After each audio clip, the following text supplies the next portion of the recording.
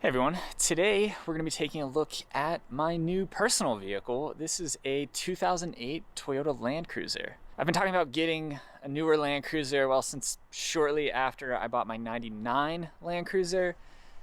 That is from the 100 series generation. This is from the 200 series generation, which is actually still on sale to this day.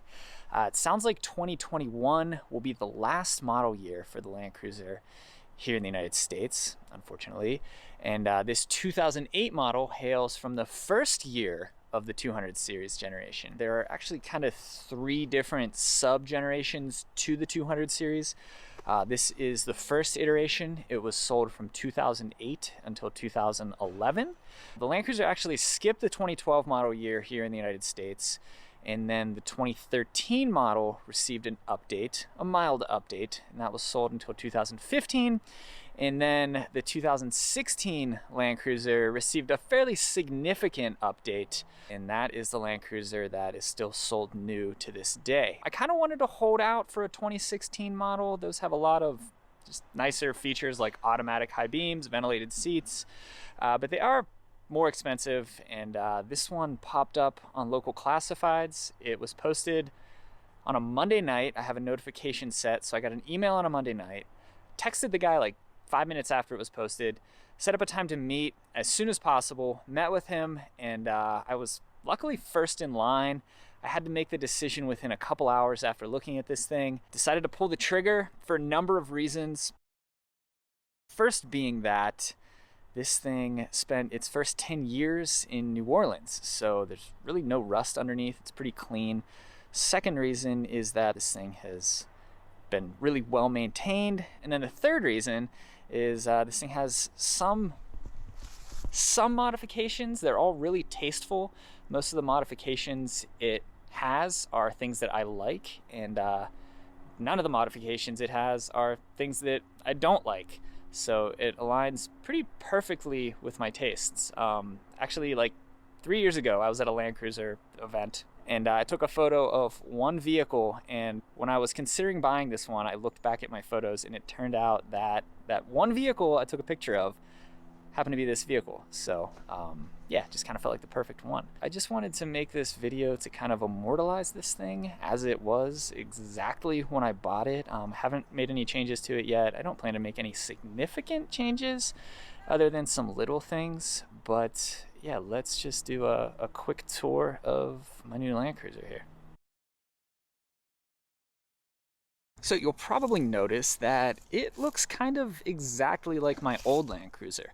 Both have BF Goodrich KO2 all-terrain tires, both have black wheels, both are white with beige interiors, and then this one even has the TRD off-road stickers on it that I stuck on my Land Cruiser. So, this kind of felt like fate. Anyway though, I'll start up front here. Previous owner put in a set of really nice headlights, so both the high and low beams on this thing are awesome. He also mentioned to me that this bug guard is like the last bug guard for this model of Land Cruiser that was available in the United States. It sounds like I think he bought it from a dealership in Washington State, and they actually had to like find it in their parts room, so you won't see many of these around. Also, it's got red, I'm assuming they're ARB tow hooks underneath here. I probably won't ever use these, and it doesn't look like he ever used them, but they just add a little bit of color. These are Tundra wheels. He said he powder coated them a second time because I think they're known to chip. So they're black. He added these TRD center caps, and then these are, what are they? 275/70 R18 BF Goodrich KO2 all-terrains with the white letters facing out, which is how I like them. Moving down the side, one thing I like about these early Land Cruisers is that they are probably the most utilitarian 200 series that was ever sold in the US. So you'll notice this one doesn't have tinted windows, which I think is really cool. I think a lot of people see that as a drawback, and yeah, you can kind of look inside and see what's in the vehicle pretty easily, but I think it's novel. Only these 2008s came without tint. I think starting in 2009, they started coming standard with tint. And if it wasn't 2009, it was 2010, shortly after that.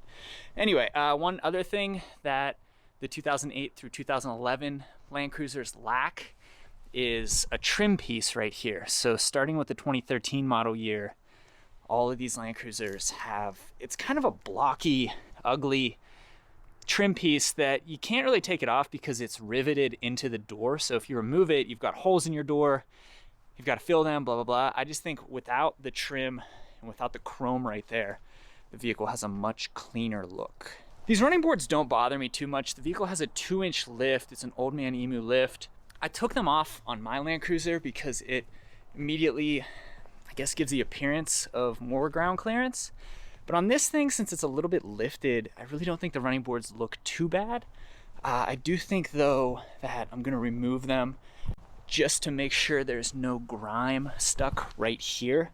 On my on my old Land Cruiser, there was some dirt and mud stuck there, and it caused that little rust hole, which drives me insane. So I wanna make sure that nothing like that is bubbling up, so to speak, on this one. But yeah, running boards don't bother me too much. I think I'm gonna take these stickers off. They are tasteful, and I do really like this color combination. It's like the old Toyota Racing livery color combo there. But I think I'm gonna take these stickers off. My TRD off-road sticker on my old one, I don't know, got a little bit old, and I kind of wanna just clean this thing up. And yeah, so I think the stickers will probably go, actually, maybe right after I finish making this video. Here's the rear. Another thing I like about these early ones is that on the later ones, they have power rear glass and then a power release for the tailgate. But on these earlier models, oops, there. On these earlier models, the tailgate's just a manual mechanical release, just like it was on the 100 series.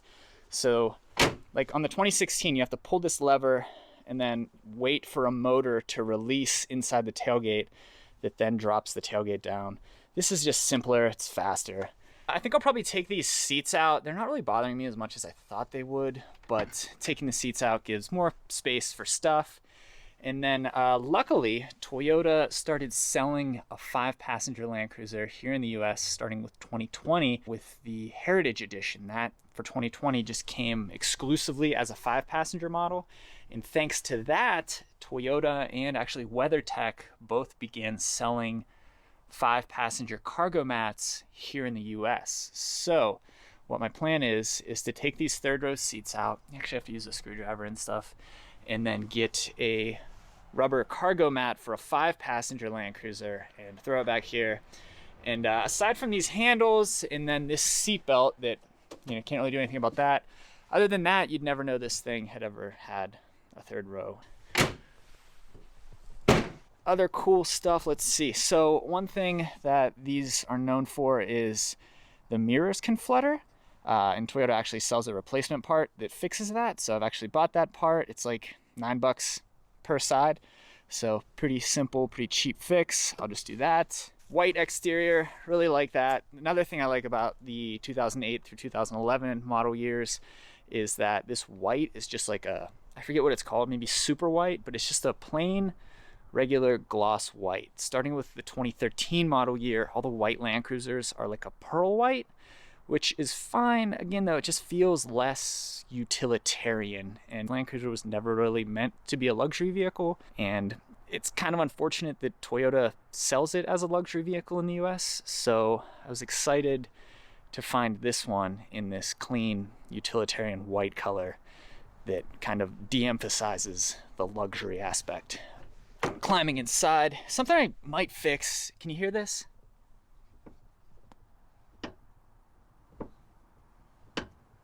I don't know if that's in the hinge or it has something to do with the panels, but I kind of want to track down that noise. Moving inside, and this thing came with a TRD Pro shift knob, and it even has a TRD engine start stop button, which is cool. Apparently this part was imported from Japan.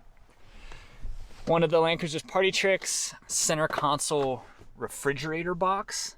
So it's an air conditioning unit that runs through the center console, and that actually provides air conditioning to the rear right here, but I guess what they've done is routed the air conditioning through this box here to make it a little refrigerator. So when the vehicle's running, you can turn this thing on, and I tested it this past weekend. It will actually cool down a drink from room temperature. It's not just like an air-conditioned box. It functions as a refrigerator, which is really novel. I thought I was gonna hate this because, well, the drawback to the 200 series here is that there's just really not much storage here in the front seating area. You've got door panel storage here. You can fit like a medium-sized water bottle in, cup holders, and then there's even this tray here isn't very good. This was designed in the pre-smartphone era, so even like my Google Pixel doesn't really fit in this tray right here. So that leaves you with your center console box, and when you've got a refrigerator in there, you miss out on a lot of space right here. So that really just kind of leaves this tray here. Like when I go to the gym, I'll put like my phone and my wallet right here. And yeah, other than that, there's not a lot of storage in this thing. One thing that most 200 series Land Cruiser owners will buy is this little tray. It's sold on Amazon, eBay. You can find it pretty much anywhere. It's like $8, but it seats into the fridge here, and I guess provides a little more storage. But yeah, storage isn't the strong point of this vehicle, and that's something that you'll often run into with vehicles that were designed for markets outside of the United States. I thought I was really gonna hate this old navigation screen. Turns out it doesn't really bother me too much though. That was kind of my last sticking point with whether or not I wanted to buy this one. None of the Land Cruisers have good navigation systems, but at least like on the 2016 and up model, it's at least fairly modern. Another plus about this one is that 2008 to 2011 didn't have Bluetooth audio, so you couldn't like connect your phone and play music over Bluetooth. It was only Bluetooth phone. So the previous owner had already gone to the trouble of installing a little Bluetooth adapter. It's treated as if the vehicle has a 6-disc CD changer. So I just go to the CD changer screen on here, connect to the Bluetooth, and I can play my phone. It's actually more seamless than the Bluetooth on any vehicle that I've driven before, so that's kind of nice. I do have to fix this seat heater. The driver's seat heater doesn't work. I think it's like a $350 part, which kind of sucks. But yeah, I'll just have to pull this seat out and then, I don't know, troubleshoot that and fix that. It's been really cold lately though, so that's kind of been a bummer. Fortunately, this thing has the DVD player in it, which feels extremely dated today. But yeah, other than that, these things have changed so little over the years that, and it's not that much different than a brand new one. I think the Heritage Editions are pretty cool. They kind of take an addition by subtraction approach. It's like the Heritage Editions don't have the trim, they don't have the third row, they don't have the any of the DVD screens, they don't have the refrigerator, but altogether this one costs about a third of what Heritage Edition would cost. So it also has an easy on rack system, so I guess there was previously a rooftop tent up there. I won't ever use one of those. I'm kind of trying to find uses for this rack here. I don't know. I bought a rooftop cargo box actually that I'm kind of playing around with, see if I can get it to fit. These rails are kind of oddly shaped, so we'll have to see how that works. Yeah, not much else. I do really like these wheels, but this is going to be controversial.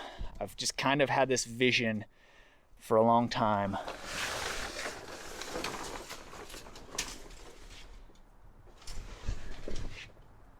We'll see.